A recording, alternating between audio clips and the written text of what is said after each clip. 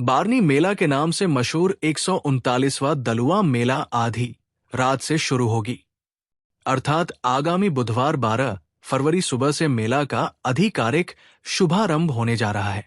माघी पूर्णिमा पर लगने वाली इस ऐतिहासिक मेला की तैयारियों को जायजा लेने मंगलवार को डीएसपी राहुल बर्मन और चोपड़ा ग्राम पंचायत के प्रधान जियारुल रहमान समेत अन्य पदाधिकारी और जनप्रतिनिधियों का दल मेला परिसर पहुंचे।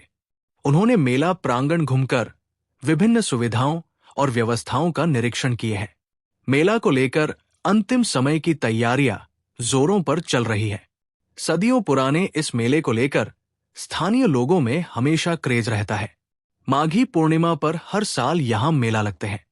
मेले के आयोजकों के मुताबिक पूजा आज रात से शुरू होगी और मेला 12 फरवरी को लगेगा। व्यापारी पहले ही आ चुके हैं। व्यवसायियों ने 2-4 दिन पहले से ही जगह चिन्हित करना शुरू कर दिया था। मेले का मुख्य आकर्षण यह है कि माघी पूर्णिमा पर श्रद्धालु चोपड़ा के उत्तर में डॉक नदी में पवित्र स्नान करते हैं और डोलुआ मेले में शिव मंदिर, राधा गोविंद मंदिर और मगर बहिनी मां गंगा मंदिर में पूजा करते हैं। अभी से ही दूर दराज से दुकानदारों और साधु संतों का आगमन शुरू हो गया है। मेले में कानून व्यवस्था बनाए रखने के लिए बड़ी संख्या में पुलिस बल और स्वयं सेवक तैनात किए जाएंगे। ये पहली बार है कि इस मेले में स्वैच्छिक रक्तदान शिविर का आयोजन किया जाएगा है।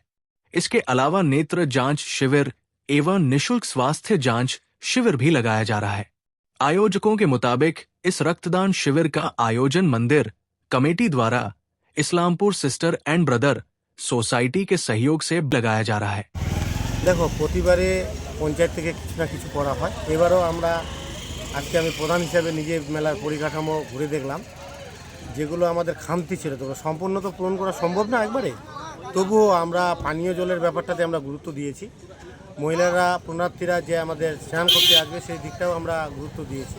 ওদের স্নান করে যে চেঞ্জের ব্যাপারটা রয়েছে তার মধ্যে থাকলো মেলাটা সিসি ক্যামেরার আওতায় থাকছে, যাতে বিশুদ্ধ পানীয় জল কোনো দোকানদার না ব্যবহার করে, যার জন্য আমাদের টিউবওয়েল লাগিয়ে দিয়েছি।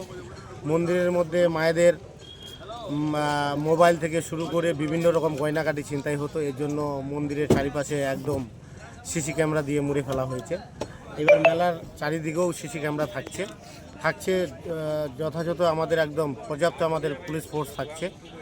আমরাও আমাদের ভলান্টিয়ার্সরা রয়েছে, সবাইকে নিয়ে মিটিংয়ে আলোচনা হয়েছে যে মেলায় যাতে মানে মহিলাদের কোনো অসুবিধা না হয় এবং মেলায় কোনো অপ্রীতিকর ঘটনা না ঘটে, এই জন্য সবার কাছে সর্বস্তরের মানুষের কাছে চোপড়া গ্রাম পঞ্চায়েত প্রধান হিসাবে আমি আহ্বান করছি মেলা সুস্থভাবে, যেমন আগামী দিনগুলোতেও মেলা গেছে, এবারও আশা করছি সবার প্রতি আশা ভরসা আছে যে সুস্থভাবেই মেলা সম্পন্ন হবে। এবার প্রথমবার রক্তদান শিবির হচ্ছে মেলায়, কি বলবেন?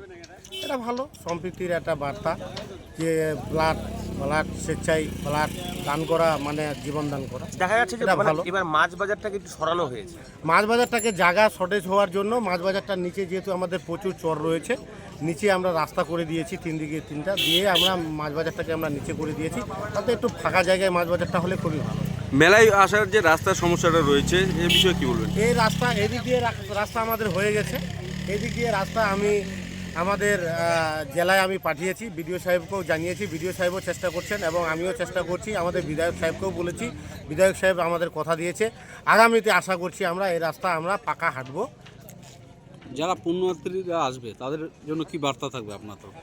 তাদের জন্য তারা যে আশা নিয়ে আসবে, আশা করছি ভগবান তার মনোকামনা পূর্ণ করুক এবং ভগবানের কাছে আমিও প্রার্থনা করছি যে আশা নিয়ে আসবে সবাই যাতে এখান থেকে খালি হাতে না যায়, ভগবান যাতে সবার আশা সম্পূর্ণ। ঠিক আছে। অ্যাকচুয়ালি আমরা এই রক্তদান শিবির উদ্যোগ নিয়েছি মেলা কমিটির সঙ্গে আলোচনা করে, এই কারণে যে দেখুন বিভিন্ন ধর্মগ্রন্থে লেখা যে কর্ম করলেই ধর্মটা হয়, তো এইবার কিন্তু ধর্মের নামে রক্তদানটা হোক। তো এইখানে আমার মুসলিম ভাইদের অনুরোধ করেছি, হিন্দু ভাইদের অনুরোধ করেছি, যদি এই মেলার মাধ্যমে যদি কিছু মানুষকে আমরা রক্ত দিয়ে বাঁচাতে পারি সেই চেষ্টা।